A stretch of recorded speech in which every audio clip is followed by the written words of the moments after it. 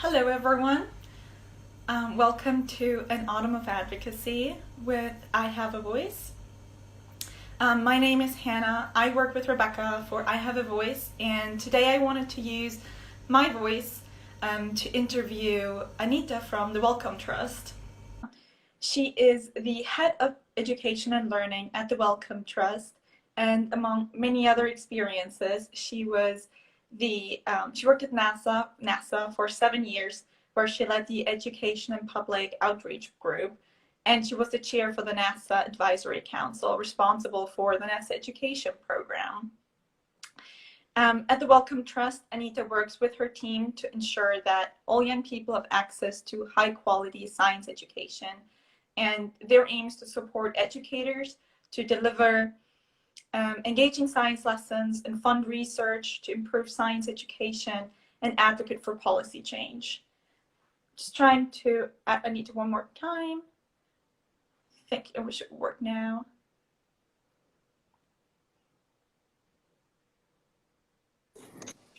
Yes. Hello, Anita. Hi. Hi, Hannah. How are you? Good. How are you? All right. I'm glad it all worked. Yes. Perfect. Yeah, we can all see you. Anita, thank you so much for your time today. It's a real pleasure speaking to you. No problem. Thanks for inviting me. I'm looking forward to the conversation. Yeah, so I've already introduced you a little bit. I think let's start with the first question. Good. So the Wellcome Trust spans multiple policy areas and seeks to engage both the public and policymakers. Can you tell us a little bit more about what the Wellcome Trust is doing and what your team specifically is doing? Sure. So as some of you may know, Wellcome's primarily a research funder, but really recognizes the importance of working at the intersection of science and society. Science is central to Wellcome, the reputation, our history, our future, and that gives us the authority to take on certain research and health challenges. So we will be focusing in on three main urgent health challenges in our in the coming years, which are infectious diseases. This seems particularly relevant right now, but it's also been a health challenge that Wellcome's been involved in and working on for a long time. Mental health, and then finally the impact of climate change on health. Through programs that will draw on Wellcome's expertise across science, innovation, and society to deliver on all these ambitious goals. In addition to this, diversity and inclusion are very much a priority for Wellcome, as well as research culture and Wellcome's internal culture itself will be central to this strategy. Because we all know sort of the best science really comes from a diverse workforce, an inclusive and creative research environment, and effective leadership. So within this, and I'll talk a little bit more about our work in answer to some of the following questions, but I'll just start by saying that our work in education and learning for the past decade or so has really focused on improving science education in the UK through a few different strands of work. And I'm happy to describe some of the current projects of the team, if that would be helpful. It flows into your next question, I think. And so our current education program portfolio in the past 5 years has really focused on improving science education and learning in the UK through a series of programs. One is on building up teachers' confidence to teach science in primary schools. And because we know they are generalists and science can sometimes be a little intimidating, I think, to teach. And so it's really trying to work out how best to support them and have fun teaching science at the younger ages. The second is a big policy ask, really, to entitle all teachers to continuous professional development throughout their careers. This issue of professional development is something that Wellcome has invested in for a long time, actually almost since the beginning of Wellcome's investment portfolio in education in the early 2000s. We fund something called the National STEM Learning Center, which is headquartered at the University of York, which aims to provide professional development to STEM teachers all across the UK. So professional development has been a mainstay of our education work for a long time. And then the final thing in this particular strand of work has been the generation and use of education research so that teaching and policies are really informed by data and the evidence. And then we've also had a project, a relatively recent project in the last few years, in outer school time settings. So really work a project called Curiosity with the BBC Children in Need on a program that engages with children and young people from disadvantaged backgrounds who might not otherwise think that science is for them. And having said that, I described some of the new health challenges that Wellcome will be focusing on. So this current strand of work in education that I described was a 5-year program of work, and it comes to an end next year. Mm-hmm. And we're now looking to see how we end that program of work well. We're very close to the end. And then really start to look at something that will be hopefully near and dear to your audience's heart, which is really looking at the role of youth voice and how young people can be involved in Wellcome's research and science in a much more explicit way. Mm-hmm. Great. Lots of things going on. You already addressed a little bit that for you it's also important to do a little bit of policy work with the Wellcome Trust. How do you ensure that your work with the education team and the Wellcome Trust maybe in general feed into policymakers' decisions and that you ensure that you do have an impact? Yeah, so when we designed the program, we really listened to our stakeholders and partners about what was most needed to come up with the theory of change, really, for this program. And so as a group, we've always paid a lot of attention to performance indicators and outcomes and evaluate everything that we do. And as I mentioned, with both the primary science work as well as the continuous professional development and the education research work, really, we've had a big focus on affecting policy change through this program of work, because we recognize that as a philanthropy and funding certain programs, we can gather the data and evidence and influence the field to a certain extent, but really large-scale systemic change comes about through policy changes at a much higher level. And so we make sure that we develop relationships with key influentials in government, but it's also really important to make sure you're taking your partners and allies along with you, because just top-down imposed policies don't go anywhere if people don't really buy into them. And the best way to make sure someone is on board is to invite them into the conversation at the very beginning and actually make sure that you design your asks with the people that you're trying to bring about this change with, rather than doing it to them. And so you want to make sure with policy change that the forces are really aligned with you and not against you. And so it's key to have open and transparent conversations from the very beginning. And the other thing really about policy change is to pay attention to what issues and questions policymakers are trying to address, and see if the programs and solutions you're proposing really help with something they're already thinking very deeply about. Mm-hmm. So in the case of education, for example, I think supporting teachers and recruiting and retention of teachers is a really big issue. And so a lot of the work that we've done has been very much to keep those issues front and center and figure out how what we are doing will help solve a really pressing problem for government that they've been working on for a long time. Mm-hmm. Interesting. So now at I Have a Voice, we also want to encourage young people especially to use their voices to advocate for their interests. Do you have any tips for them if they want to advocate for an issue that they're passionate about? Yeah, so the first thing is to be really, really clear about what issue, that you're trying to address, and who does it affect the most? What is the impact of not doing anything versus doing something? And do your homework and be really knowledgeable about the issue.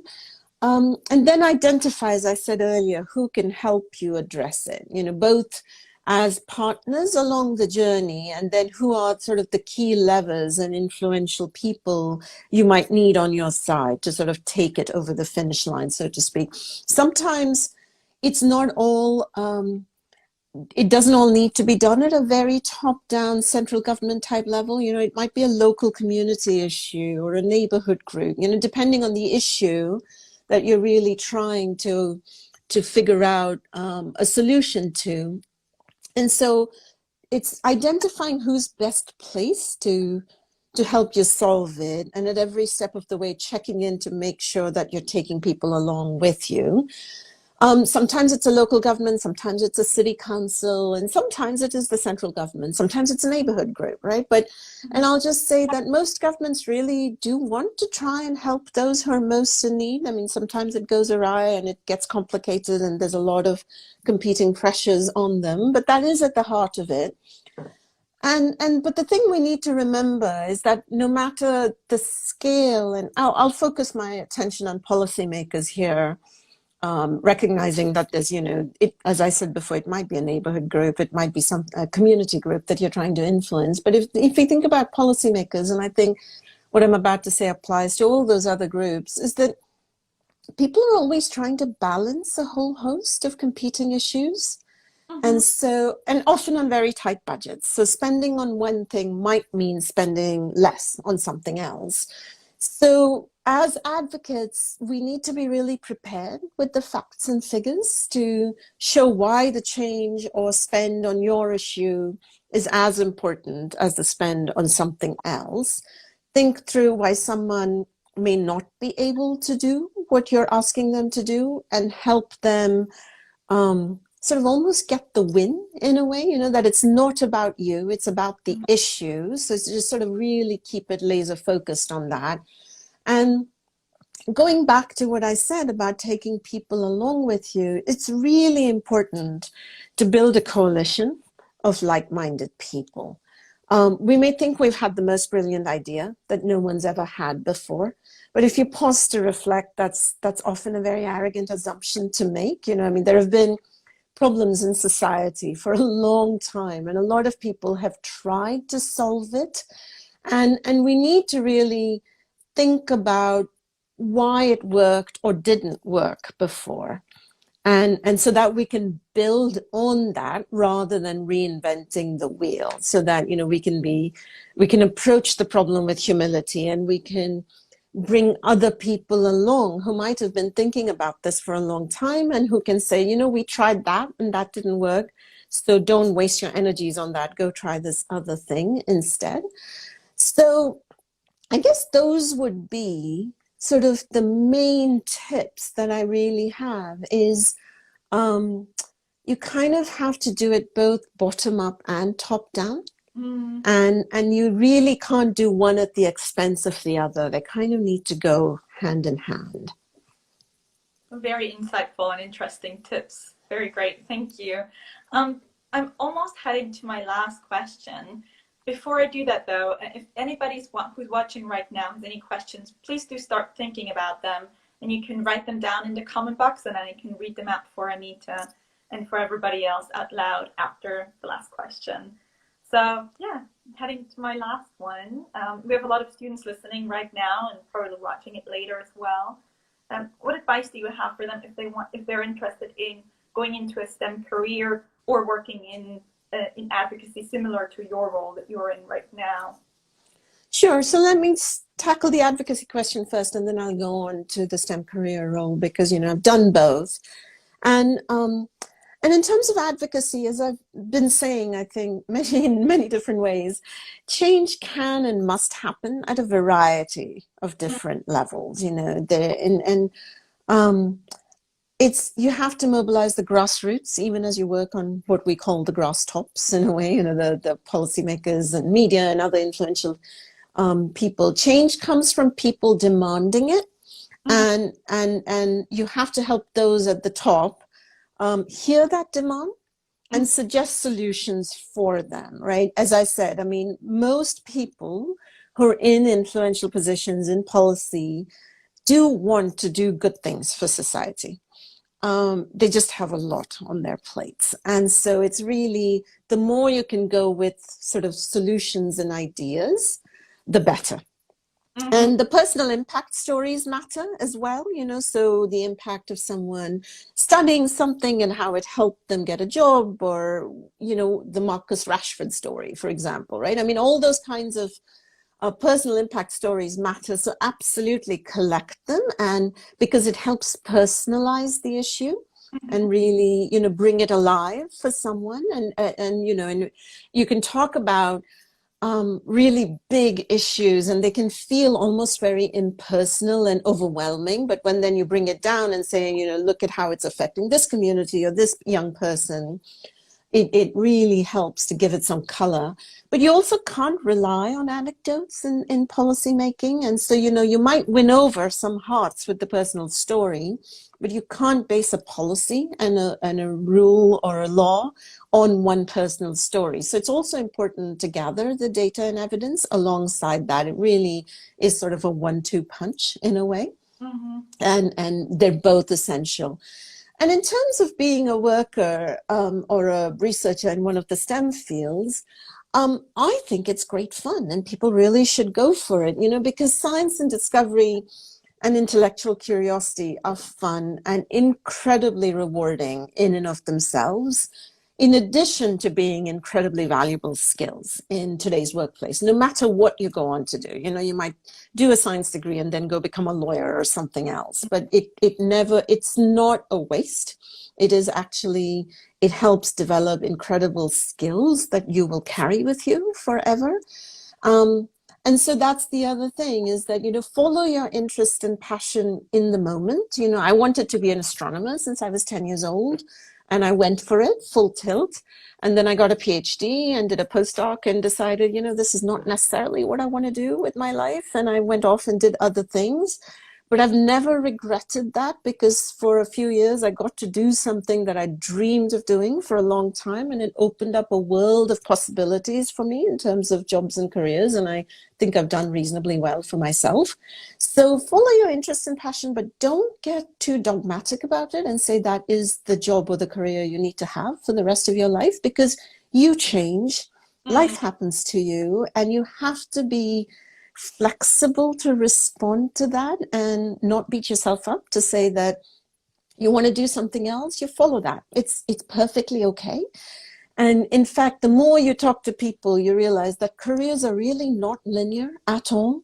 One thing leads to another, and the trick is to be open to opportunity and remain curious all the time. And I think I've heard this said, and maybe it's Sheryl Sandberg who said it, that, it's not a career ladder anymore, it's a career jungle gym.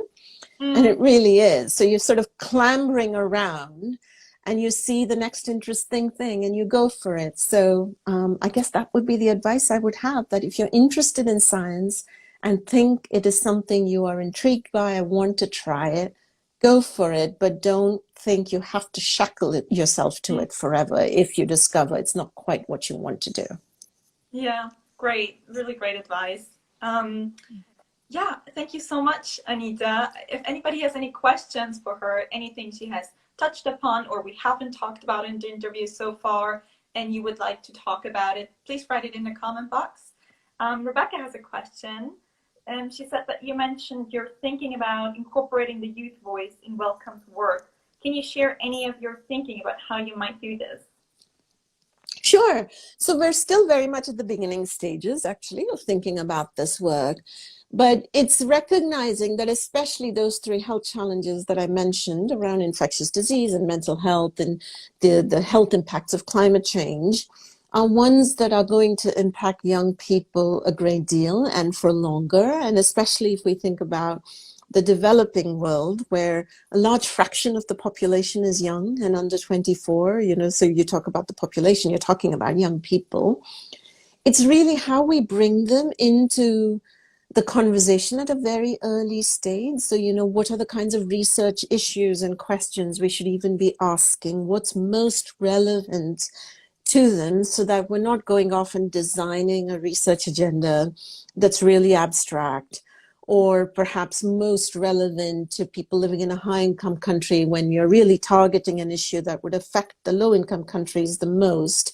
So I think it's really that issue of how you recognize young people as a big stakeholder in the work that we're planning to do, but also as activators of impact, you know, in a way that recognizing that young people have extremely influential positions in society, in their families and in society. They're often trusted voices in communities.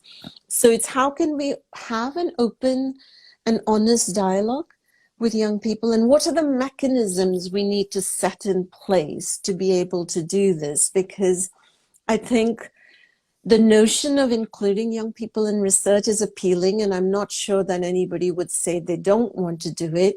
The logistics and mechanics of actually doing that are not that trivial. Mm-hmm. And especially if you start to think about minors and under 18s in some of the countries, how do you do that? So I think we're just working through a lot of that, but we really have a strong commitment to at least exploring how we can involve young people in the agenda setting and decision-making processes for our work. Mm-hmm. Great. If there are any more questions, please write them down now. Otherwise, I have one last thing, Anita, would like to ask you before we finish off. Do you mind finishing the sentence, "I have a voice"? Sure. So this is a really interesting sentence, and I thought about it a little bit. And, you know, so this is a very personal thing, right? Like, this is mine, how I would finish this sentence, and everybody might feel differently. So I would say I have a voice, so I have a responsibility to use it well to bring about the change that I want to see. And this can be really small. It can be about speaking up about injustice in your social or professional circles, or it can be big, where you help change government policy. So I think it is, I very much have this belief that, and I think the original quote might be from the Bible, but I think John F. Kennedy said it, and, you know, and many others have said it, that to those whom much is given, much is expected. Mm-hmm. And so I sort of feel like I have worked my way up and have been given a lot of opportunities. And so I am where I am because a lot of people helped me and a lot of things went right for me. And so it's, how do I now use my voice from the position that I have to make things better for others? And it's something that I feel very passionately about, and it's something that drives me. So that's how I try to use my voice. That's great. Thank you so much for sharing your very personal answer, really. I think it's very great and hopefully inspiring for a lot of people out there. Thank you. Thank you, Anita, again, so much for your time. It was really interesting listening to you. You have a lot of advice to give everyone. Yeah, so thank you very much for it. Really appreciate it. And thank you everyone who was watching today. Thank you very much for the comment or the question. We have a next guest, Jenny Henderson, next week on Wednesday at 6 p.m.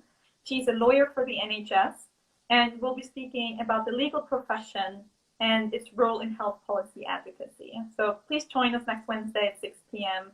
Again, thank you, Anita, so much for being here today and for your time. No problem. Thank you, Hannah. It was really a pleasure, and it's really fun to talk about all these issues that I care very deeply about. And good luck to all of you, and I hope you all get to use your voice in the way that is best for you to do so. Thank you. Yeah. Thank you for sharing it. Have a good week, Anita. Thank you. You too. Bye-bye.